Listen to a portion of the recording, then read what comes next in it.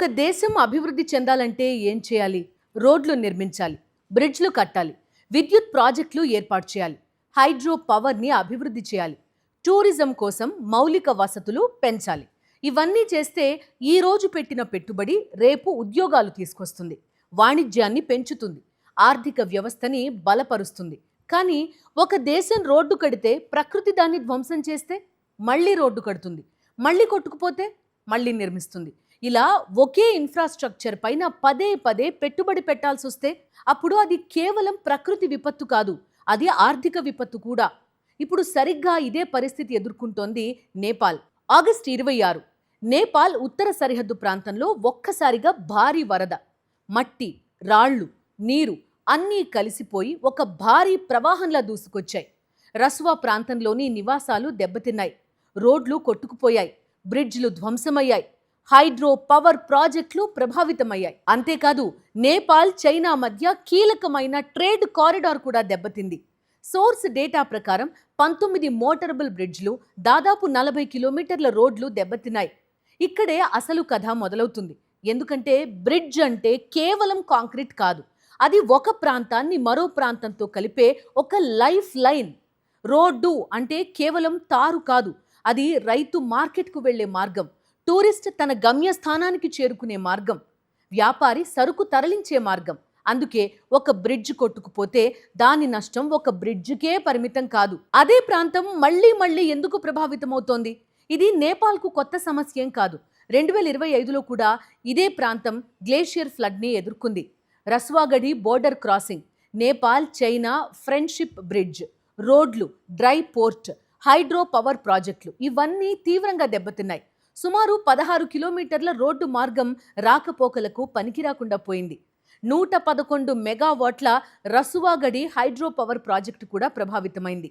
ఇప్పుడు అదే విస్తృత ప్రాంతం మరోసారి భారీ విపత్తును ఎదుర్కొంటోంది. ఇక్కడ ఒకే ప్రశ్న: నేపాల్ అభివృద్ధి కోసం పెట్టిన డబ్బు అసలు ఎంతకాలం పనిచేస్తోంది?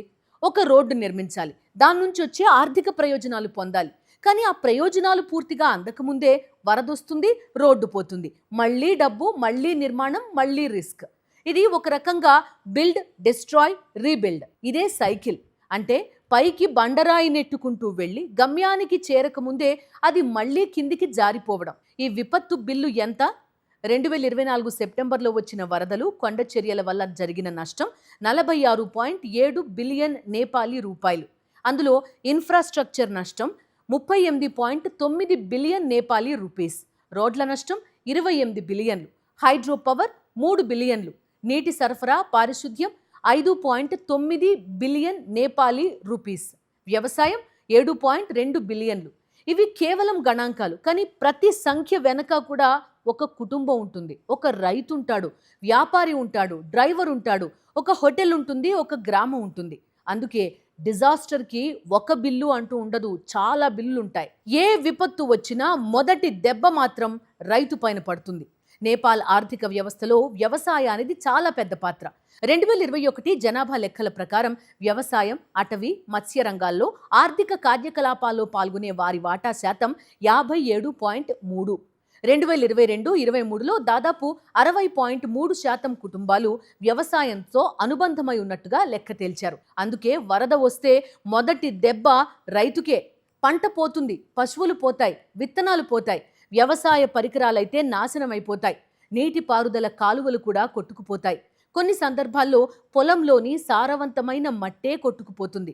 అంటే రైతు కేవలం ఈరోజు పంటను మాత్రమే కోల్పోడు, తర్వాతి సీజన్లో సాగు చేసే సామర్థ్యాన్ని కూడా కోల్పోవచ్చు. మళ్ళీ పంట వేయాలంటే అప్పు చేయాలి. అక్కడి నుంచి మొదలవుతుంది మరో సైకిల్. ఓవైపు పంట నష్టం, దాని కారణంగా అప్పు, తక్కువ ఆదాయం వల్ల మళ్ళీ అప్పు చేయాల్సి రావడం. అందుకే ఒక రోజు వచ్చిన వరద అనేక సీజన్ల ఆర్థిక షాక్గా మారుతుంది. అయితే నేపాల్కు ఉన్న మరో అతిపెద్ద సమస్య ఏంటో తెలుసా? దాని భౌగోళిక పరిస్థితి. ఒకవైపు హిమాలయాలు, మరోవైపు కొండలు, కిందికొస్తే మైదాన ప్రాంతాలు, 6,000కు పైగా నదులు, వాగులు. ప్రధానంగా ఇవి ఉత్తరం నుంచి దక్షిణం వైపు ప్రవహిస్తాయి. కోషి, నారాయణి, కర్నాలి, మహాకాళి ఇలాంటి నదులు హిమాలయాల్లో పుట్టి కొండల మీదుగా మైదాన ప్రాంతాల వైపు ప్రవహిస్తాయి. అందుకే పర్వతాల్లో జరిగే ఒక విపత్తు కిందికి వస్తూ అనేక ప్రాంతాలను ప్రభావితం చేయగలదు. పై భాగంలో ల్యాండ్ స్లైడ్, కింద ఫ్లాష్ ఫ్లడ్, ఆ తర్వాత రోడ్లు బ్లాక్, మార్కెట్ల మూసివేత, వ్యవసాయ భూముల ముంపు, టూరిస్టులు చిక్కుకుపోవడం. అంటే ఒక ప్రాంతంలో మొదలైన విపత్తు మొత్తం ఆర్థిక వ్యవస్థకి వ్యాపిస్తుందన్నమాట. అంటే ఒక వరద మొత్తం టూరిజం చైన్ని ఎఫెక్ట్ చేస్తుంది. నేపాల్కు ప్రకృతి విపత్తుల చరిత్ర చాలా పెద్దది. 2015 భూకంపం ఆ దేశ ఆర్థిక వ్యవస్థనే కుదిపేసింది. భౌతిక నష్టం 500 బిలియన్ నేపాలీ రూపాయలకు పైగా నష్టం. ఆర్థిక నష్టాలు 200 బిలియన్ రూపాయలు. మొత్తం నష్టం అప్పటి నేపాల్ జీడిపిలో దాదాపు 3%. వరల్డ్ బ్యాంక్ అంచనా ప్రకారం అయితే మొత్తం విలువ సుమారు $7.1 బిలియన్. భూకంపం తర్వాత టూరిజం దెబ్బతింది, హోటల్స్ దెబ్బతిన్నాయి, ట్రెక్కింగ్ రూట్లు ప్రభావితమయ్యాయి, రీకన్స్ట్రక్షన్స్కి భారీగా ఖర్చు చేయాల్సి వచ్చింది. అంటే ఒక విపత్తు ముగిసినా దాని ఆర్థిక ప్రభావం సంవత్సరాల పాటు కొనసాగిందన్నమాట. అయితే అసలు ప్రమాదం ఆర్థిక ఉచ్చులో చిక్కుకుపోవడం. విపత్తు వచ్చినప్పుడు ప్రభుత్వ ఆదాయం తగ్గిపోతుంది, వ్యాపారం తగ్గుతుంది, ట్యాక్స్ కలెక్షన్ తగ్గుతుంది, ఆర్థిక కార్యకలాపాలు మందగిస్తాయి. కానీ అదే సమయంలో ప్రభుత్వ ఖర్చు మాత్రం పెరుగుతుంది. రిలీఫ్ ఇవ్వాలి, రెస్క్యూ చేయాలి, మళ్ళీ రోడ్లు నిర్మించాలి, బ్రిడ్జ్లు మళ్ళీ కట్టాలి, ఇళ్ళు కూడా మళ్ళీ నిర్మించాలి, స్కూళ్ళు, హాస్పిటల్స్ ఇవన్నీ రిపేర్ చేయాలి, అటు రైతులకు సాయం చేయాలి, విద్యుత్ వ్యవస్థని పునరుద్ధరించాలి.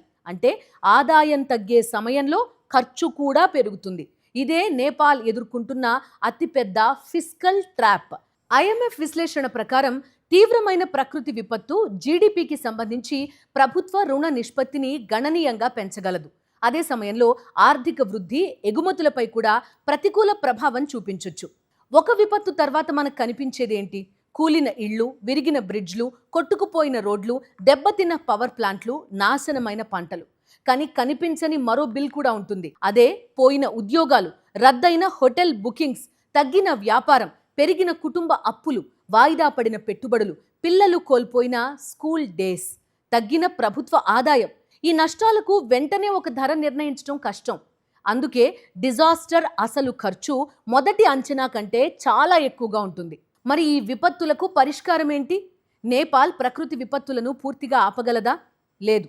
భూకంపాన్ని ఆపలేం, కొండ చర్యలను పూర్తిగా ఆపలేం, హిమ నదులు కిందికి ప్రవహించడాన్ని కూడా పూర్తిగా నివారించలేం.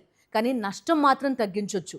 అందుకు అవసరం early warning systems, stronger bridges, safer road alignments, resilient hydro power designs, water shed management, అత్యధిక రిస్క్ ఉన్న ప్రాంతాల్లో నిర్మాణాలపై నియంత్రణ. అంటే కేవలం పునర్నిర్మాణం కాదు, రెసిలియంట్ కన్స్ట్రక్షన్ కావాలి. నేపాల్ కథ కేవలం ఒక వరద కథ కాదు. ఇది ప్రకృతి, అభివృద్ధి, ఆర్థిక వ్యవస్థ, ఈ మూడింటి మధ్య ఉన్న సంబంధం. ఒక దేశం అభివృద్ధి కోసం పెట్టుబడి పెడుతుంది, కానీ ఆ పెట్టుబడి ప్రకృతి విపత్తులతో పదే పదే నాశనమైతే ఆ దేశం ముందుకెళ్తుందా లేక అక్కడే ఆగిపోతుందా? ఇదే నేపాల్ ముందున్న అసలు ప్రశ్న. ఎందుకంటే ఒకసారి రోడ్డు కొట్టుకుపోవడం ప్రకృతి విపత్తు, అదే రోడ్డు మళ్ళీ మళ్ళీ కొట్టుకుపోవడం మాత్రం ఒక ఆర్థిక సమస్య. ప్రకృతిని ఆపలేకపోయినా నష్టాన్ని తగ్గించే మౌలిక వసతులు నిర్మించుకోవచ్చు. ఎందుకంటే చౌకగా కట్టిన రోడ్డు పదే పదే కొట్టుకుపోతే అది నిజంగా చౌకైన రోడ్డు కాదు. అదే నేపాల్ నేర్చుకోవాల్సిన అతిపెద్ద పాఠం. ఒక రోజు వచ్చిన డిజాస్టర్ అనేక సీజన్ల ఆర్థిక షాక్ కింద మారకూడదు. అదే అసలు అభివృద్ధి. ఆ దిశగా నేపాల్ అడుగులు వేయాలని మనమంతా కూడా కోరుకుందాం.